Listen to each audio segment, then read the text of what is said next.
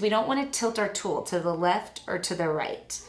So a lot of times when we're writing with a pen, we tilt our hand and we start to write sideways. So I see a common mistake with a lot of girls is that they're tilting their tool to the sides. Now a lot of girls are like, well, how can I do a curved stroke if my tool's straight up and down?